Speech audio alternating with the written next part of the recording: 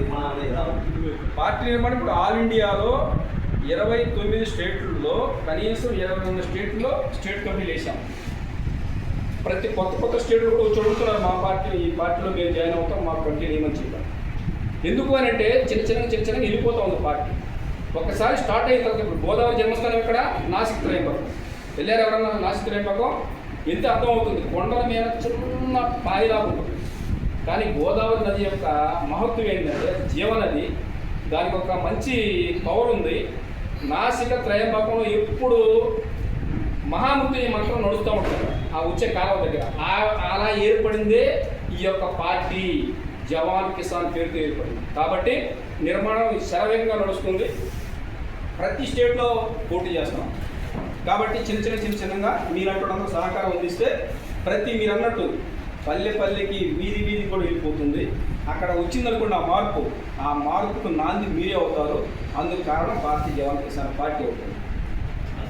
అంటే పార్టీ నిర్ణయాలు తీసుకోవాలంటే యాక్చువల్ ఉన్న ప్రముఖులు ముఖ్యులు ఎవరు, వాళ్ళ యొక్క నినాదాలు. ఇప్పుడు ఈ పార్టీకి అధ్యక్షుడు వచ్చేసి Narayana Prabhakar Ankush, party national president. అలాగే వైస్ ప్రెసిడెంట్ కేఎన్ నాయర్, అలాగే జనరల్ సెక్రటరీ సురేష్ కుమార్, అలాగే national working president Bir Singh Chavan, national coordinator S Mohan Rao. ఇది నేషనల్ టీమ్. కాదు, నారాయణ ప్రభాకర్ అంకుష్ మహారాష్ట్ర, కేఎన్ నాయరు సురేష్ కేరళ, బీర్ సింగ్ చవాన్ హర్యానా, మోహన్ రావు ఆంధ్ర. ఎందుకు చెప్తున్నామంటే ఇందులో ప్రతి 2 years ఎలక్షన్స్ నడుస్తాయి. మిలిటరీ నుంచి, ఎయిర్ ఫోర్స్ నుంచి, నేవీ నుంచి, పారామిలిటరీ నుంచి అందరూ కలిసి ఉన్నారు. అర్థమైందా? ఇందులో సివిలియన్స్ కూడా తీసుకుంటాము. ఎప్పుడు ఆ వ్యక్తి క్యారెక్టర్ చూసి, ఆ వ్యక్తి నిబద్ధత చూసి, వీళ్ళు బాగా పనిచేస్తారంటే లాయర్స్ కావచ్చు, డాక్టర్స్ కావచ్చు, రైతులు కావచ్చు, వాళ్ళని కూడా సెంట్రల్ కమిటీకి తీసుకోవడానికి ఆస్కారం ఉంది. ఇది విషయం.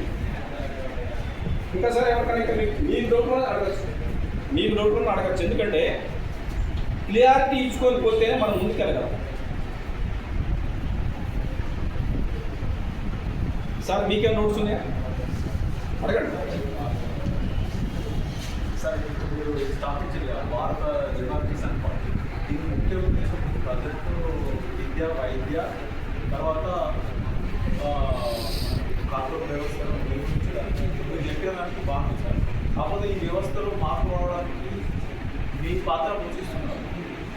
ఇప్పుడున్న ప్రజెంట్ ఉన్న సిచ్యువేషన్లో మీ పాత్ర ఇంకెంత వరకు కంపెనీలతో ఇంకెంత ముందుకు వెళ్ళడానికి మీ ఒక ప్రణాళిక ఏంటి? మా ప్రణాళిక ఇదే. మేము 25 ఏళ్ళు బోర్డర్లో పనిచేసాం. రెయ్యంబగల్లో కుటుంబం పెట్టి కాపలా కాసాం, దేశాన్ని రక్షించాం. ఇప్పుడు రిటైర్మెంట్ అయ్యాం. అయిన తర్వాత ఇక్కడ చూసాం సమాజాన్ని, అవినీతి, దోపిడీ ఇవే ఎక్కువ నడుస్తూ ఉన్నాయి. మరి అక్కడ పోరాటం చేసినప్పుడు ఎందుకు పోరాటం చేయకూడదు? ఖచ్చితంగా ఈ అవినీతి నిర్మూలించాలి, ప్రజలకు మేలు జరిగే విధంగా మేనిఫెస్టో పెట్టుకొని మేము ముందుకు వచ్చాము. ప్రజలు చైతన్యవంతం చేస్తున్నాము. ప్రజలు కూడా మాతో కలిపితే మార్పు సాధ్యము. చూడండి, ప్రతి స్టేట్లో ముందు మనం ఏం చేయాలి? సామాజిక కార్యక్రమాలు చేయాలి, సేవా కార్యక్రమాలు చేయాలి. నాకు బాగా గుర్తొచ్చిన పాయింట్, మన ఏంటి గంగోత్రి అనేది ఎక్కడ? గంగానది జన్మస్థానం. అక్కడ నుంచి వస్తూ ఉంటాయి నీళ్లు. దానికి ఒక పెద్ద ఇతిహాసం ఉంది. ఆ గంగ నీళ్లు మనం తెచ్చుకుంటే 100 సంవత్సరాల తను లిమిటెడ్ కాదు రావని చెప్పని మనకి చరిత్రలో ఉంది. అలాంటి గంగోత్రి అనే పేరు మీద ప్లాంట్ స్థాపించిన మన సురేంద్రనాథ్ గారు, ఆయన నేను రిక్వెస్ట్ చేస్తున్నా, ఇప్పుడు వచ్చింది ఎండాకాలం, ప్రతి సెంటర్లో మన పార్టీ బ్యానర్ పెట్టి అక్కడక్కడ, అంటే ఆయనకి ఇబ్బంది లేకుండా మేము కూడా సహకారం అందిస్తాం. ఫ్రీగా వాటర్ జనాలకి కానీ జంతువులకు కానీ అందిస్తే ఇవి సేవా కార్యక్రమాలు.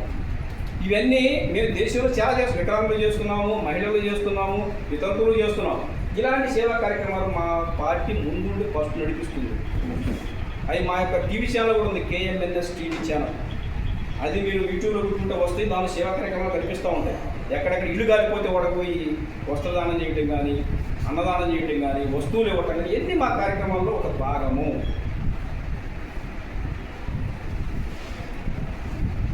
చెప్పండి సార్.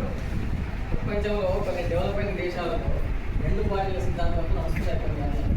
మన దగ్గర కూడా ఆ కూటములు అంటే హిందీ కూటమి అని చెప్పి తర్వాత ఎన్డీఏ గవర్నమెంట్ అని చెప్పి ఇలా కూటమి అందులో జమ అయ్యి వాళ్ళు నడుస్తున్నారు. అందులో మీరు స్వతంత్ర పార్టీగా మీరు ఎటువైపు ఉన్నారు అది మాకు ఇప్పుడు సార్కి అర్థమైంది.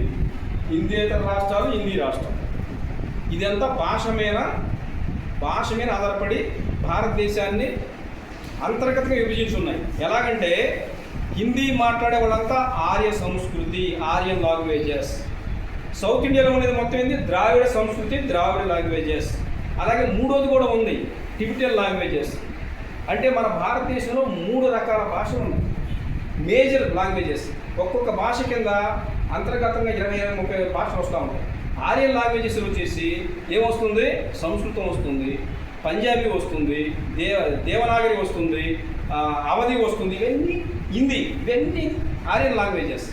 వాళ్ళు ఏం చేస్తున్నారంటే ఇప్పుడు ఏదైతే ఇక్కడ తెలంగాణలో తెలుగు నడుస్తుంది, ఈ తెలుగు మీద హిందీ వాళ్ళు తీసుకొచ్చి పెడుతున్నారు. హిందీ తీసుకొచ్చి పెట్టినప్పుడు అందరు హిందీ మాట్లాడితే ఆ తెలుగు వాళ్ళు ఏమైపోతారు, తెలుగు భాష ఏమైపోతుంది, అంతరించే పోతుంది.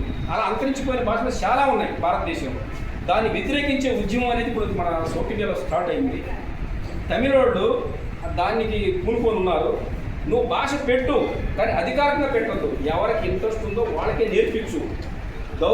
దాన్ని ఆ భాషని అధికారికంగా నువ్వు నేర్చుకోవాలి అని అంటే ఇప్పుడు నేనున్నా ఢిల్లీ వెళ్తే నేనే మాట్లాడేవాడితోటి హిందీనే మాట్లాడాలి.